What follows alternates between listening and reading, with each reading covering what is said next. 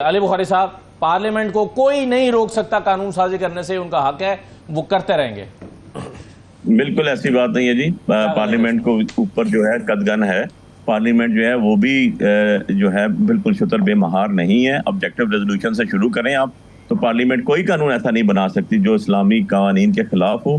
Parliament कोई ऐसा कानून नहीं बना सकती जो इस्लाम पाकिस्तान के रहने वाले शहरियों के हक के खिलाफ हो। बड़ा क्लियर है, कॉन्स्टिट्यूशन की बात करूं, ठीक है। अब नंबर 2 चीज आ जाता हूँ जी। अब किसी को नहीं पता तो उसका इलाज नहीं। Ignorance of law is no excuse जी। बड़ी सीधी सी बात है। मैं तो आपको अपनी एग्जांपल दे रहा हूँ ना, सलमान अकरम राजा साहब की एग्जांपल दे रहा हूँ। क्या मैंने पीटीआई का टिकट जमा नहीं करवाया था? क्या पीटीआई का टिकट जब हमने जमा कराया था उस टाइम पीटीआई बैन थी? और जवाब है नहीं। क्या पाबंदी थी पीटीआई के ऊपर? नहीं। क्या सियासी पार्टी नहीं थी पीटीआई? जवाब है नहीं। सियासी पार्टी एग्जिस्ट कर रही थी, जो आज के आपके 11 ऑनरेबल सुप्रीम कोर्ट के जजेस ने एक्नॉलेजमेंट दी है। अगर मैं जहां से 50,000 वोट से, इस्लामाबाद से 44,000 वोट से जीत रहा हूं, तो मुझे पीटीआई की वोट पड़ी। अब मुझे अगर पीटीआई का टिकट जमा कराने के बाद आरओ कहता है कि ये टिकट वापस ले जाए, हमारे बैलेट में तो आपका बल्ले का निशान ही नहीं है। क्यों नहीं है? क्योंकि 4-10 लोग खड़े हो गए थे, 10 लोग, पता ही नौरीन और कौन कौन आज मुख्य थे, आई डोंट नो, कि उन्होंने कह दिया जी हमारे स्टेक से हमारा एक ऑर्डर आ गया। यार इस तरह तो हमने भी नहीं चीखा चलाया जिस तरह ये रो रहे हैं और चीख चला रहे हैं। माजरत के साथ, निहायत अदब के साथ गुजारिश है कि पार्लियामेंट इसलिए नहीं बनाई जाती, और पार्लियामेंट का काम ये नहीं है कि पर्सन स्पेसिफिक जो है वो अपना लॉज बनाना शुरू कर दें। फॉर एग्जांपल, जो अभी अमेंडमेंट से पहले ऑर्डिनेंस आया था एक, जो 2024 में, जिसके अंदर रिटायर्ड जजेस को लाया गया, क्या उस पर यूसुफ रजा गिलानी साहब ने साइन नहीं किए थे as acting president of Pakistan? क्या यूसुफ रजा गिलानी साहब की अपनी पिटीशन तैमूर मलिक के खिलाफ नहीं पेंडिंग पड़ी हुई थी? पर्सन स्पेसिफिक नहीं है वो? क्या कोर्ट ने उसके अंदर मुझे स्टे नहीं दिया? सलमान अकरम राजा को नहीं दिया लाहौर ने, और इस्लामाबाद हाई कोर्ट ने मुझे दिया। रीजन बीइंग के उसके अंदर मैलिस नजर आ रही है। अली बुखारी साहब, जब तक के लिए आप बैन नहीं हो जाते, जब बैन हो जाएंगे फिर आपसे मुज़ाकरात नहीं हो सकते। आज कर ले इस ऑफर को कबूल। मैं बता देता हूँ, इनके पास ना इख्तियार बैन करने का है, ना उठाने का है, ना गुफ्तगू करने का है। ये तो बस एक इन्होंने, मैं तभी तो कहता हूँ ना, ये फॉर्म 47 की हुकूमत है, इनके पास इख्तियार तो है कोई नहीं अपना। तो जब नहीं अपना इख्तियार ही कोई नहीं है, तो इनके पास डिसीजन पावर ही नहीं है। फॉर एग्जाम्पल, एक दिन फ्लोर हाउस खड़े होकर इनका प्राइम मिनिस्टर कहता है हमने बात करनी है, अगले दिन खान साहब पे 4 पर्चे करवा देता है। उससे अगले दिन कहता है जी हम बात करना चाहते हैं, उससे अगले दिन कहते हैं जी पार्टी बैन करने के लिए ले आते हैं हम। अच्छा, अपने अंदर ही इनको क्लैरिटी नहीं है। एक दिन वो तारड़ साहब तो खैर कभी भी उनकी बात को मैं सीरियस नहीं लेता हूँ, नॉन सीरियस आदमी है, नॉन सीरियस किस्म की उनकी स्टेटमेंट्स होती हैं। कहते हैं हम फैसला कर रहे हैं कि पार्टी बैन कर रहे हैं, अगले दिन इसहाक डार साहब डिप्टी प्राइम मिनिस्टर लाहौर खड़े हो कहते हैं जी ऐसी तो बात ही कोई नहीं है, इत्तेहादी इनके साथ नहीं है, इत्तेहादी लोग कहते हैं इनसे गवर्नमेंट नहीं चल रही, हमारी मिन्नतें कर रहे हैं। ये पीपल्स पार्टी के स्टेटमेंट ऑन रिकॉर्ड है कि हमारी मिन्नतें तरले कर रहे हैं, हमें चला दें।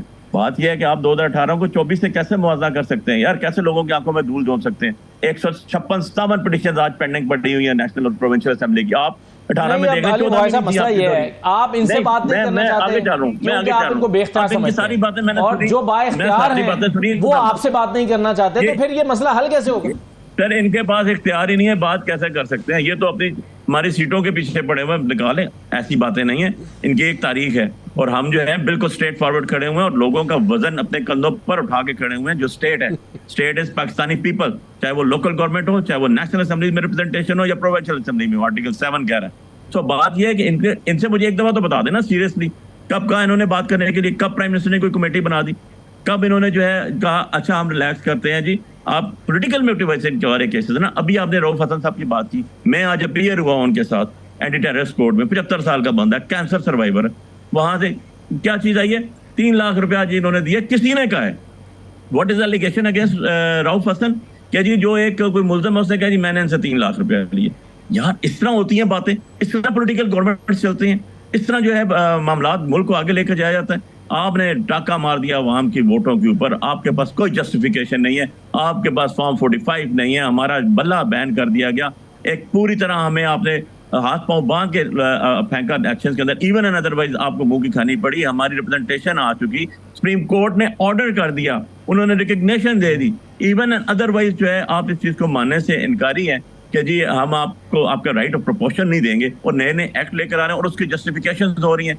ऐसे पार्लियामेंट्स नहीं चलती भाई, ऐसे जो है बातें नहीं होती, ऐसे गुफ्तो शनीद पॉलिटिकली नहीं होती। पॉलिटिकल गुफ्तो शनीद करने के लिए पॉलिटिकल एटमॉस्फेयर बनाया जाता है। क्या खान साहब अंदर आप जेल में रख के उनको, उनकी बीवी को अंदर रख के, उनकी बहनों में पर्चे करा के आप कहेंगे गुफ्तगू हो जाएगी? ऐसे नहीं होता ना, ऐसे से पहले कभी हुआ।